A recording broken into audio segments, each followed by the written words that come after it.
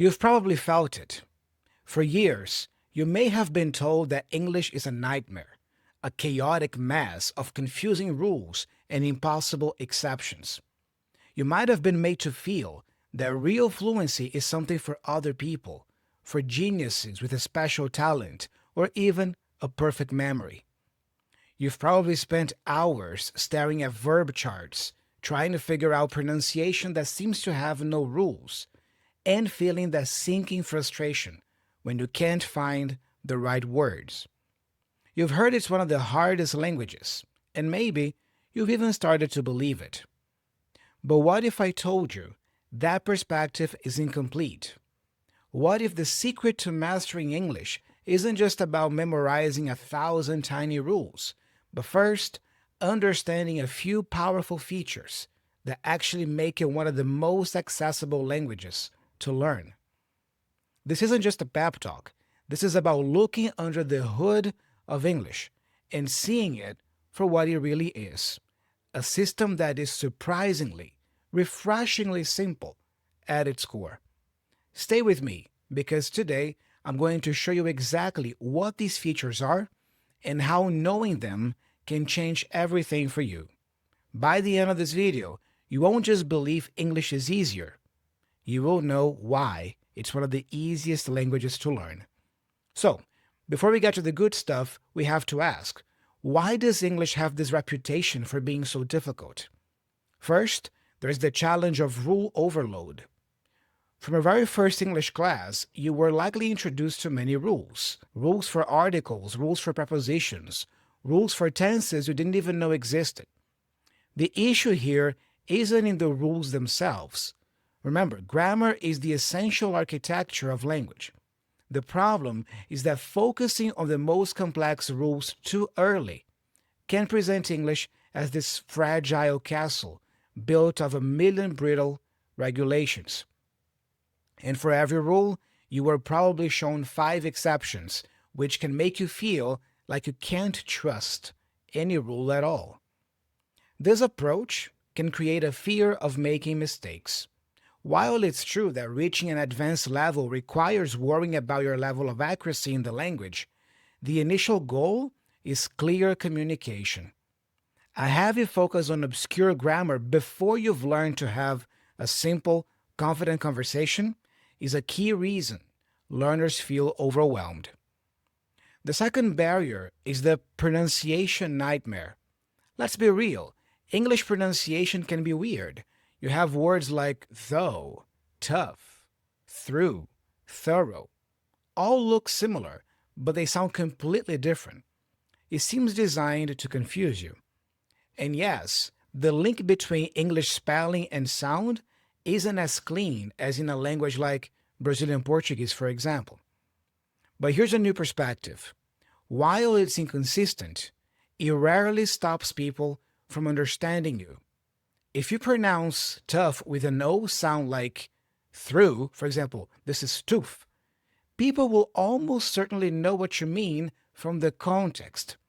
It might sound like you have an accent, but it won't necessarily break communication, even if you mispronounce a word. For example, in Portuguese, I can say coco, which means coconut, or cocô, which means poop. Finally, there's the challenge of the native speaker perfection goal. So many learners are haunted by the idea that they need to sound exactly like a native speaker from the UK or the US. You obsess over erasing your accent, mastering every idiom, and never ever making a mistake. This goal isn't just unrealistic, it's completely unnecessary for clear and effective communication. Let me tell you a secret. Even native speakers make mistakes sometimes. They use sentence fragments. They end sentences with prepositions. The idea of one perfect English is a fantasy. There are hundreds of Englishes around the world, each with its own rhythm and accent. Your accent isn't a sign of failure. It's a sign of your story and the incredible fact that you speak more than one language. Remember that. The reality is that the core of English has some incredibly learner-friendly features that are often overlooked. And once you see them, you can't unsee them. Let's start with the biggest secret of all. This is the heart of it. This is the foundational simplicity of English that can sometimes get overshadowed by the more complex rules you will learn later. The real structure of English is built on a few powerful pillars that make it shockingly easy and straightforward compared to most languages. Let's start with pillar number 1. English has minimal grammatical gender. What do I mean by that? Over centuries, English has dropped many of the complex features that still challenge learners of other languages, especially grammatical gender. If your native language is Brazilian Portuguese, for example, or any similar language, you know the havoc of grammatical gender. Every single noun, ideas, objects is either masculine or feminine. In Portuguese, a table is feminine, a mesa, right? Or a book is masculine, o livro. Why? There is no logical reason. You just gotta memorize it. It is not just that. The articles and adjectives also have to change to match. It's a constant mental juggling act. Now, let's look at English. A table is a table. A book is a book. The adjective blue is blue, whether you're talking about a blue car or a blue house. English has almost completely gotten rid of grammatical gender for things. Yes, it has pronouns for people like he and she, but that's it. This isn't a small simplification. It's a colossal one that removes tens of thousands of things you would otherwise have to memorize. Have you stopped to think about that? Now, for pillar number 2, the remarkably regular verb system. What's that? If one word strikes fear into a language learner, it's conjugation. In many languages, learning a verb means memorizing a whole table of different endings for each person. Let's take Brazilian Portuguese, for example, my native language. The verb to speak is falar. In the present tense, you have eu falo, você fala, ele fala, nós falamos, vocês falam, eles falam. That's a lot of different endings for just one tense. You gotta memorize all of these. Now, looking at English, the verb is to speak. And I go in the simple present, I speak, you speak, he, she, it speaks. Okay, one tiny change here. We speak, they speak. And that's it. In the entire present tense, there is only one change for almost every verb, the single S or ES. Comparing that to multiple endings in Portuguese, this is nothing. This consistency is incredible. What about all the other tenses? Well, it's true, English has a lot of tenses, but here's the secret. English builds them not with new endings, but by using a simple modular system of helper verbs or auxiliary verbs. Think of the future tense. In Brazilian Portuguese, to say I will speak, you have to change the verb to eu falarei. For you will speak, I have to say você falará. Another table of memorization, you see? Now in English, you just add the word will. That's the helper verb. I will speak, you will speak, she will speak. The main verb never changes. It's like building with Legos. You have a few helper blocks, like will, have, be, don't, doesn't, the auxiliary verbs, and you combine them with the main verb to build any tense you need. You're learning a logical system, not just memorizing hundreds of disconnected forms and conjugations. Finally, pillar number 3, the Lego block sentence structure. English relies on word order to make sense. And the good news is that word order is incredibly consistent in English. Subject, verb, object. SVO. The cat chased the mouse. I love coffee. This structure is the reliable backbone of English. While you will find variations, if you stick to it, SVO, you will always be understood. It's the safe ground for any English learner. This might not sound like a big deal, but compare it to other languages where words can be put in almost any order. English gives you a clear, simple blueprint for building sentences. Subject, verb, object, or subject, verb, complement. That's it. Are you enjoying the video? I hope so. Let me just quickly invite you to book a one-on-one fluency discovery call with me. This is a session of about 90 minutes where you and I will connect on Zoom.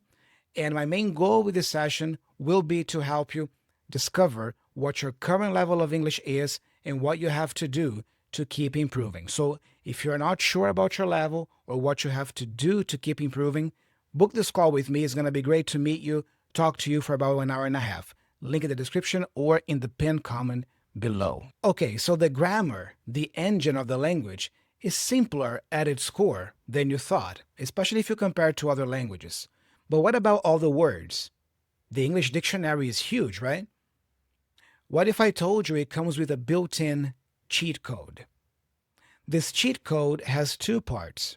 First, English is the biggest word thief in the history of language, and that is fantastic news for you. English is technically a Germanic language, so its core words are relatives of German and Dutch. Words like hand, book, water, house, eat, drink. If you speak a Germanic language, you already have a head start here. But then, in about 1066, correct me if I'm wrong, but I think that's the date, England was conquered by French-speaking Normans. For the next 300 years, an enormous wave of French and Latin words poured into English. Words related to the government, law, sophisticated ideas. These words are often of French origin or Latin origin. Words like nation, communication, decision, possible, important. If you speak a Romance language like Brazilian Portuguese, Spanish, Italian, French, you're looking at this list and thinking, hey, I know these words. Well, you do, and you're not starting from zero. You have a built-in vocabulary of thousands of words already. And English didn't stop there. It's borrowed words from everywhere. Ketchup has Chinese origins. Shampoo, Hindi. Alcohol, Arabic. Karaoke, Japanese. Sauna, Finnish. You see, the language meets you halfway. Now, for the second part of the cheat code, which is even more powerful, English vocabulary isn't a random list. It's a system built on roots, prefixes, and suffixes. Learn the system, and you don't just learn one word at a time. You learn whole families of words at once. We call it word formation. Let's take the Latin root port, for example, which means to carry. If you put trans or trans in front, you get transport, which means to carry something across a distance. If you use am, now you have import, to carry goods into a country. If you use ex, now you have export. And if you use able, the suffix, now you have portable, something that is easy to carry around. Port, able. Got it? Portable. You see the magic? By learning one root word and a few prefixes and suffixes, you've just unlocked the meaning of several words in English. It's logical deduction, not just memorization. When you see a new word like unconventional, you don't panic. You break it down. Un means not. Convention, traditional way. O, related to. So, unconventional means not following the traditional way. You see, you just decoded a long word without a dictionary, simply by knowing word formation, root, prefix, and suffix. All right, so we have a simple grammatical core in English and a vocabulary cheat code. But there's one more huge piece of the puzzle. It's an advantage no other language has ever had on this scale. The immersion advantage. You're always told to immerse yourself to learn a language, right? For most languages, though, that's tough. For example, if you're learning Hungarian outside of Hungary, you have to really hunt for resources. But for English, immersion isn't something you have to find. Immersion is the default state of the modern world. What are the biggest movies? English. What are the global hit songs? Overwhelmingly English. Open your computer. A huge percentage of all content on the internet is in English. It's the language of science, international business, and technology. You don't need to move to an English-speaking country necessarily to be surrounded by the English language. You already are surrounded. This means you can redefine what practice means. For years, you might have thought that practice is only sitting at a desk with a textbook. While dedicated study is highly efficient, the immersion advantage lets you turn your hobbies into language practice too. Love TV? Practice is also binge watching a show on Netflix in English. Do you love music? Practice is also looking up the lyrics to a song and singing along. What about video games? Practice is also switching the game's language to English and chatting with other players. Follow a topic like cooking or fashion? Practice is also following creators on YouTube or Instagram and listening to them talk about something you are already passionate about. All that because of the English language. When you do this, learning stops being only a chore. It becomes a byproduct of doing things you already love. You absorb the language naturally, in context. You're not just learning new words, you're learning culture, slang, and how people actually talk, simply by having these immersion experiences with media. So, what's the conclusion here? Let's go back to that feeling we started with, the feeling that English is impossibly complex and fluency is a dream for other people. Today we saw that's just not the whole story. We've seen that the core of English is its beautifully simple grammar, a grammar that threw away the complexity of gender nouns and case systems, a grammar with a brilliantly regular and logical verb system, just by using helping auxiliary verbs, and a grammar built on a predictable subject-verb-object sentence structure. We found the vocabulary cheat code, the fact that English is a mix of so many languages, ready to meet you halfway.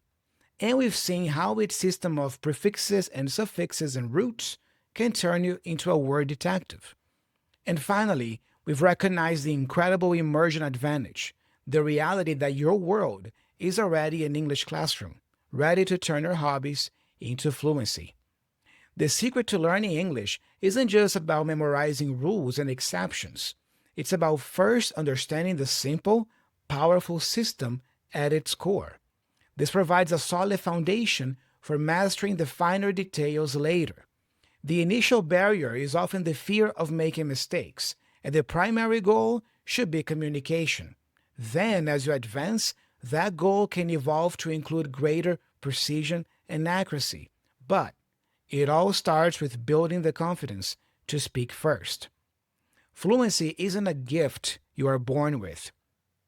It's a skill you build, one conversation, one movie, one small step at a time. And the foundation you're building on is far more stable and far easier to master than you've ever been led to believe.